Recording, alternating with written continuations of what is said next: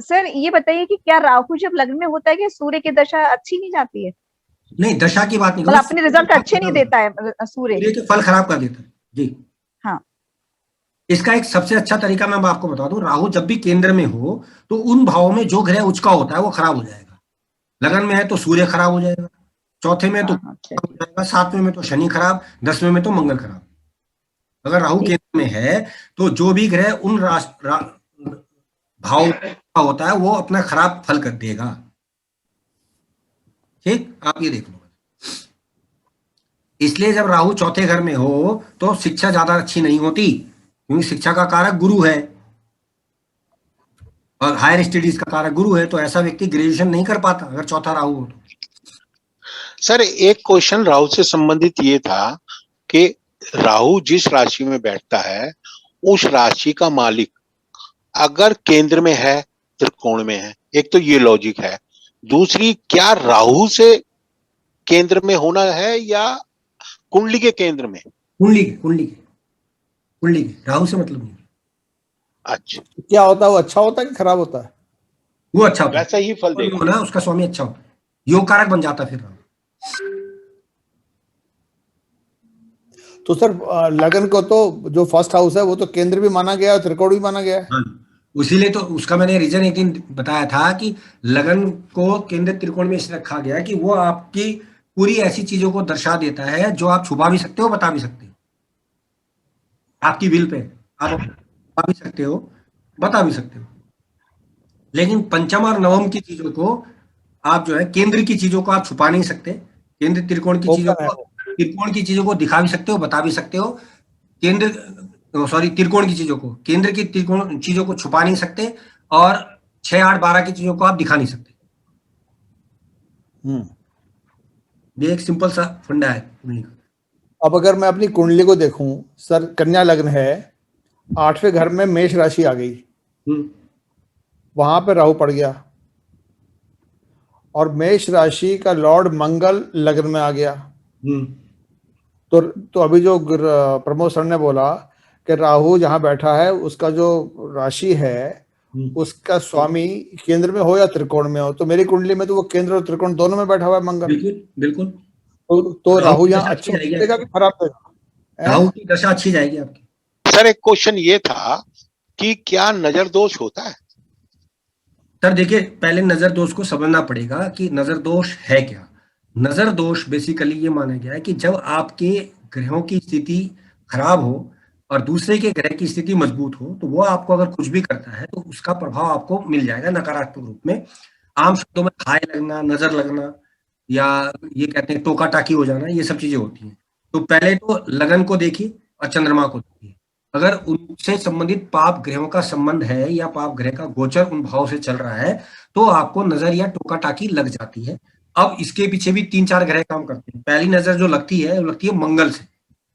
मंगल जो होती है बेसिकली, आपका लगन कमजोर हुआ, दूसरे का लगन हावी था, वो आपको नजर लगा के चला गया। ऐसे में शरीर में निशान मिलते हैं, जैसे कि लहसुन का निशान आ गया, काला धब्बा आ गया, आपको लगा कि यार ये पैरों में, जांघों में निशान मिल गया, कंधे में निशान मिल गया, अपने आप अच्छा अचानक। सर, ये जो कई बार शरीर पे हरे हरे से ब्लड के हाँ, क्लॉट से आ जाते हैं, वही ये मैं क्या नजर दोष है? हाँ, वही मैं कह रहा हूँ। ठीक, एक होता है गुरु। गुरु का जो लगती है नजर, वो खान पान से संबंधित लगती है। आप किसी महफिल में गए, आप खाना खा रहे थे, आपको इन्हें ओए ओए बहुत रसगुल्ले खा रहा है भैया आज तो तू, वो पता लगा आपका हो गया पेट खराब, घर आप आए आपका हो गया काम। खासतौर से बच्चों में, ये बच्चों में ज्यादा लगती है।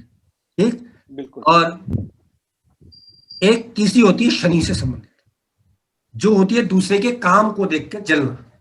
यार ये साला लगता नहीं इतना सारा काम करता है, ये बंदा करता क्या है, इसमें पैसे कहाँ से आ रहे, कुछ समझ में नहीं आ रही बात, हमें तो आवारा सा दिखता है। तो ये जो ये सब बोलते हैं हाय एक प्रकार की, ये 3 ग्रह। तो अब क्योंकि आपका लगन या चंद्रमा कमजोर था, आपको लग गई, सवाल ये कि लग गई, अब करना क्या है।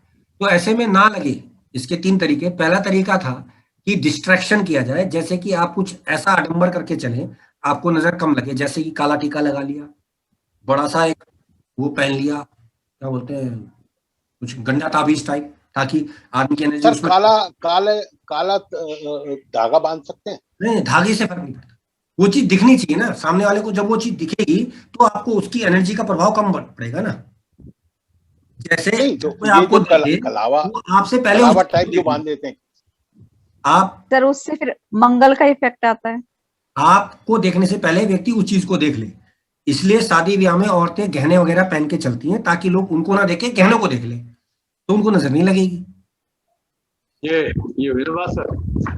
बहुत पहली बढ़िया बार सर। सुन ये रीजन है। अब कॉस्ट्यूम आदमी में ऐसा नहीं कर सकते, आदमी ऐसा नहीं कर सकते, इसलिए दूल्हे को सेहरा पहनाया जाता है, मालाएं डाली जाती हैं, चेहरा ना दिखे। चेहरा ना दिखे, डायरेक्ट ना दिखे, मतलब समझ में आता है कि भाई दूल्हा है। सही बात है सर। ये कॉन्सेप्ट है। तो ये एनर्जी को रोकने का तरीका था। दूसरा तरीका है, आप अपने पास कोई ऐसी वस्तु रख लें जो लोगों की नेगेटिव एनर्जी को पकड़ ले। जैसे कि हम लोग बोलते हैं गुलाबी फिटकरी रख ले। क्या होता है सर? गुलाबी फिटकरी, गुलाबी फिटकरी अपनी जेब में रख तो ले। सर उसे क्या, सपोज मैं घर से बाहर निकल रहा हूँ और मैं गुलाबी फिटकरी जेब में रखी है और मैं शाम को उसको बहा दूं या फिर उसको रखूं? नहीं, रखे रखो तो अपने आप धीरे धीरे कम हो जाती है ना। अच्छा, ऐसा नहीं है कि उस पे नजर दोष आ गया तो वो बेकार हो गई? वो आ भी गया तो नहीं, वो बेकार नहीं होती है, उसका ऑरा साफ होता रहता है। उसको थोड़ी देर धूप में रख दीजिएगा, उसका ऑरा साफ हो जाएगा। तो वो एनर्जी को शक कर लेगा। अब तीसरे पे आओ। तीसरा पॉइंट है कि जब आप घर वापस आए, आपको लग गया कि गड़बड़ हो गई है, नहाने के पानी में थोड़ा सा नमक डाल लो, नहा लो। वो भी नहीं कर सकते, थोड़ा सा दूध डाल के नहा लो ताकि वो नेगेटिव एनर्जी बह जाए। हम लोग क्या करते हैं, हम लोग नहा धो के पार्टी में जाते हैं, आके नहीं नहाते। सही बात। इंडियन कल्चर है। सर आपके हिसाब से तो फिर सुबह उठ के मतलब बिस्तर से उठ के पार्टी में चले जाए। नहीं, देखिए तीन बातें हैं सर, तीन बातें समझिए। शास्त्रों में क्या कहा गया है, पहले शास्त्रों को समझ।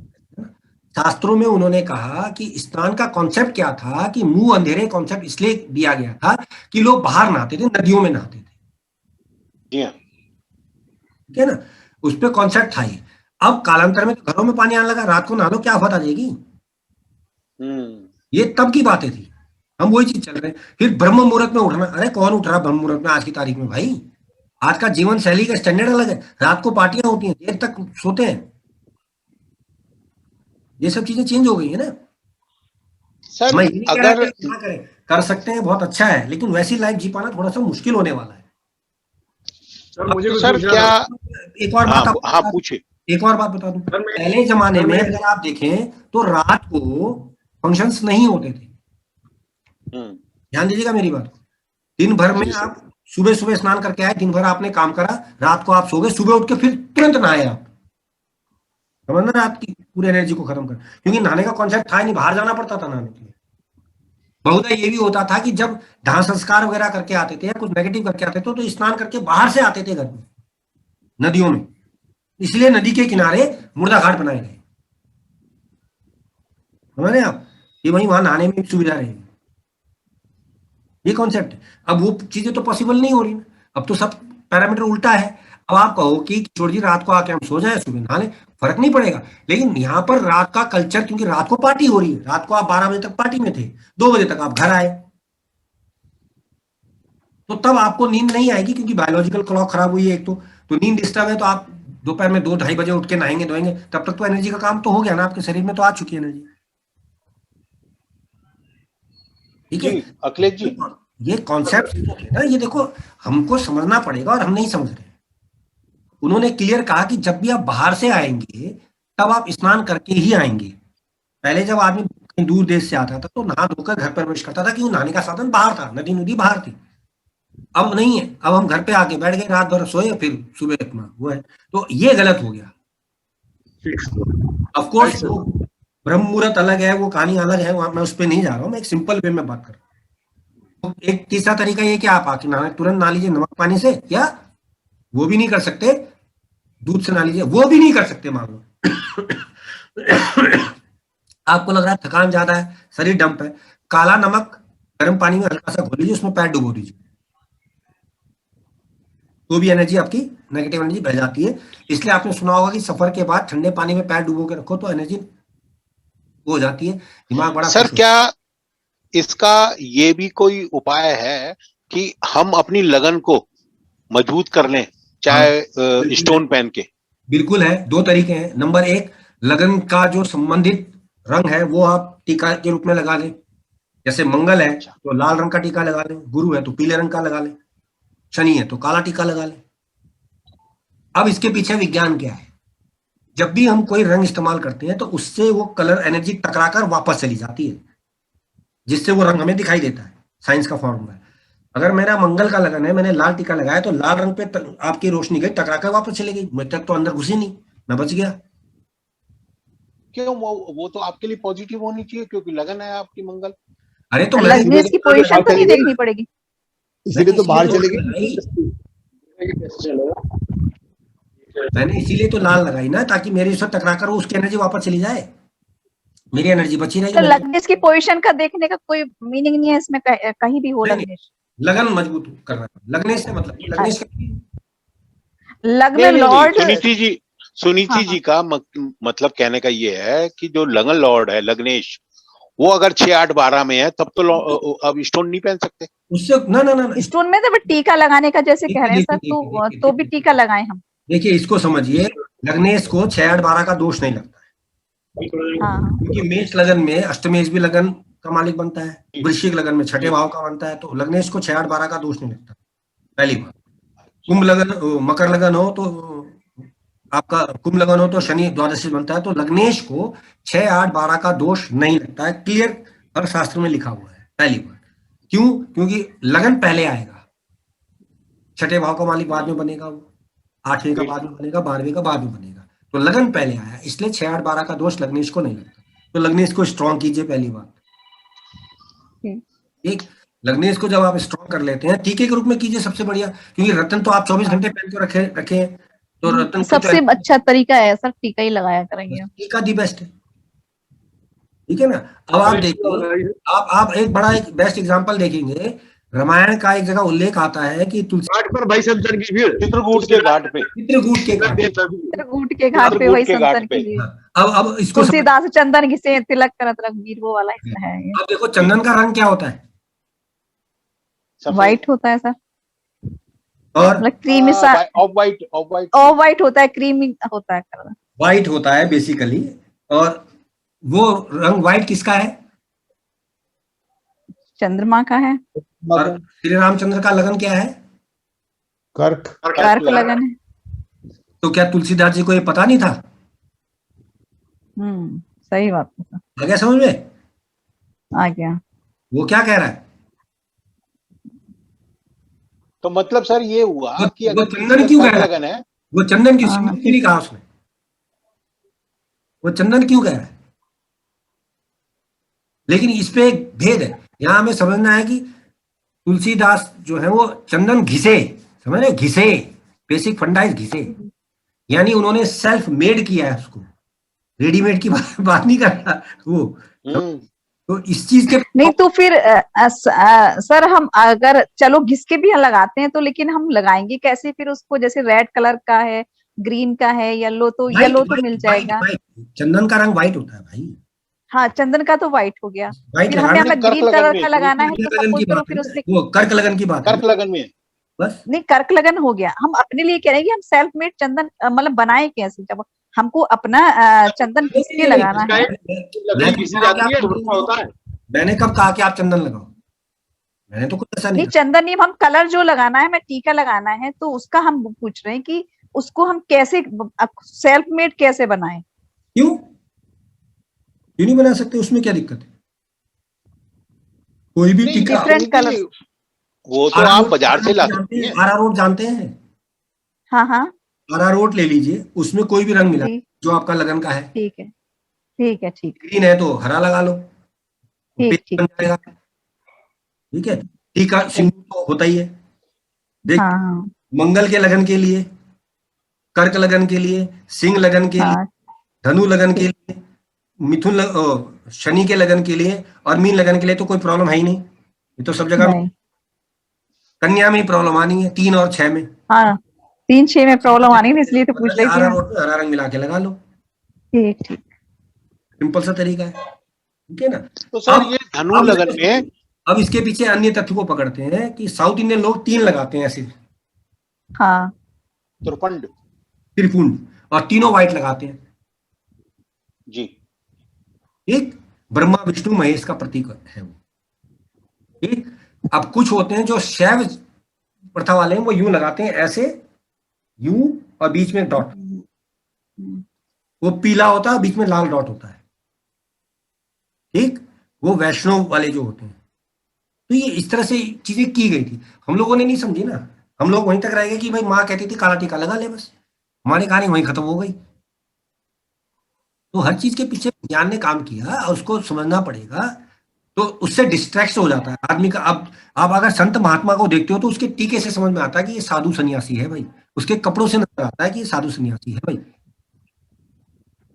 ठीक है, इस तरह की बात है। अगर आप नहीं अखिलेश जी समझ, पूछ रहे थे आप कुछ?